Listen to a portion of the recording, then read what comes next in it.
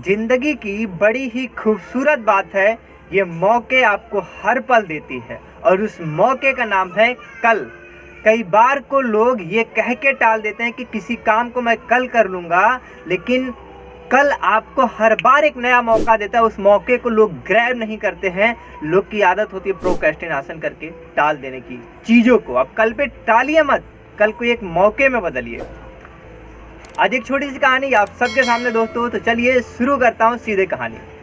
एक व्यक्ति होता है, एक नौजवान बच्चा होता है, अपनी पढ़ाई कंप्लीट कर लेता है, उसकी जॉब लग जाती है, अच्छी खासी उसको अर्निंग हो रही होती है, कुछ पैसे वो कमा रहा होता है। उस पैसे से वो सपने देखता है कि अपने घर वालों को कहीं मैं टूर पे लेके जाऊंगा, बाहर देश में, मैं विदेश में घूमूंगा, एक अच्छी लाइफ स्टाइल जीऊँगा। बट कहीं ना कहीं ये चीज़ें कर नहीं पा रहा था, एक अच्छी लाइफ स्टाइल नहीं ले पा रहा था, अपनी जो फ्रीडम थी घूमना वो नहीं घूम पा रहा था, अपने घर वालों को नहीं घुमा पा रहा था, तो बड़ा परेशान हो गया।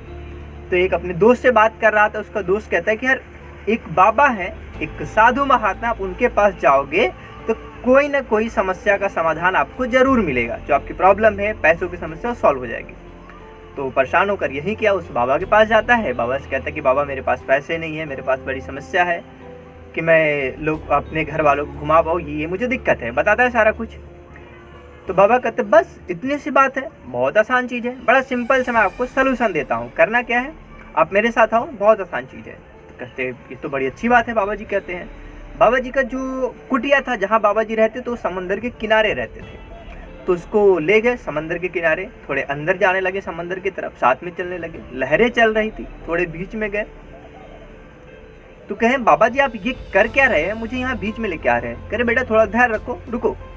तो वहाँ जब थोड़े समंदर में बीच में पहुँचते हैं तो वहाँ पे बहुत सारे पत्थर दिखाई देते हैं, बहुत सारे पत्थर होते हैं। उस पत्थर को देख करके बाबा जी कहते हैं कि बेटा देखो इस पत्थर में बहुत सारे पत्थर हैं, इनमें कोई एक ऐसा पत्थर है जो पत्थर को यदि किसी मेटल से आप टच करोगे, किसी धातु से टच करोगे तो सोने में कन्वर्ट हो जाएगा, सोने में बदल जाएगा, सोने का हो जाएगा। तो कहा ये तो बड़ी अच्छी बात है।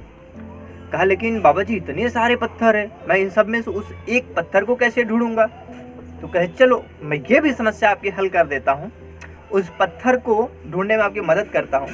आप जैसे किसी पत्थर को टच करोगे वो ठंडा होगा, लेकिन वो पत्थर जो कन्वर्ट हो जाएगा सोने में वो गर्म महसूस होगा। ये कह करके बाबा जी अपने कुटिया में चले आए। वो बच्चा वहाँ पे पत्थर को ढूंढने लगा, बहुत सारे पत्थर टच करता, ठंडा रहता, फिर छोड़ देता, दूसरा टच करता, ठंडा रहता, छोड़ देता। कुछ समय तक ऐसे खोजता रहा, वो पत्थर उसको नहीं मिला। घर चला आया, उसके डेली रूटीन का हिस्सा बन गया, डेली जाता, कुछ पत्थर टच करता। एक बार उसके माइंड में एक नई तरकीब आई कि यार मैं रोज पत्थर ढूंढने आता हूँ लेकिन मुझे वो वाला नहीं मिलता। अब एक काम करता हूँ कि मैं ठंडा पत्थर जो मिलेगा उसे मैं बीच में फेंक दूंगा, तो पत्थर कम होते जाएंगे। पत्थर तो मुझे हटाने पड़ेंगे, जो ठंडे हैं उनको हटाने पड़ेंगे ताकि पत्थर कम हो जाए, उन्हीं पत्थर को मैं बार बार ना टच करूँ। तो ऐसा हुआ, ऐसा करने लगा, डेली रूटीन बन गया, हमेशा आता, पत्थर टच करता, बीच में फेंकता, ठंडा होता। तो ऐसा करते करते एक दिन अचानक से अंदर जैसी पत्थर फेंका, उसे महसूस हुआ कि मैंने वो वाला पत्थर फेंक दिया जो मुझे धनवान बनाने वाला था, जो मुझे पैसे देने वाला था, जो सोने में बदलने वाला था। तो दोस्तों हमारे साथ भी ऐसा होता है, हमें अपॉर्चुनिटी हमेशा मिलती रहती है। पत्थर क्या था, एक अपॉर्चुनिटी थी जिसको हमें ग्रैब करना था, जिसको पकड़ना था, छोड़ नहीं देना था। जो पत्थर को फेंक दिया, अपॉर्चुनिटी जैसे हमें मिलती है उस अपॉर्चुनिटी को एक्सेप्ट करना पड़ता है, ग्रैब करना पड़ता है, उस पर एक्ट करना पड़ता है, उसे छोड़ना नहीं होता है। मैं आखिरी में यही कहूँगा, आपकी जो भी अपॉर्चुनिटी आपको मिलती है उसको ग्रैब कीजिए, उसको एक्ट कीजिए। मैं एक लाइन बोलना चाहूँगा लास्ट में, साथ में चलिए बदलाव का हिस्सा बनते हैं, कुछ अच्छा सीखते हैं, कुछ समाज में अच्छी बातें फैलाते हैं, अच्छा काम करते हैं। याद रखिए दोस्तों, मेरे चैनल पे हर सुबह 9 बजे एक नई मोटिवेशनल स्टोरी मिलूंगा आपसे नेक्स्ट स्टोरी में। यदि आपको ये स्टोरी पसंद आई तो जरूर लाइक कीजिए, चैनल पे नए हैं तो चैनल को सब्सक्राइब कीजिए, मेरा उत्साह बढ़ाइए। मिलता हूँ आपसे नेक्स्ट स्टोरी में, तब तक के लिए बाय बाय, अपना और अपनों का ख्याल रखिए, जय हिंद।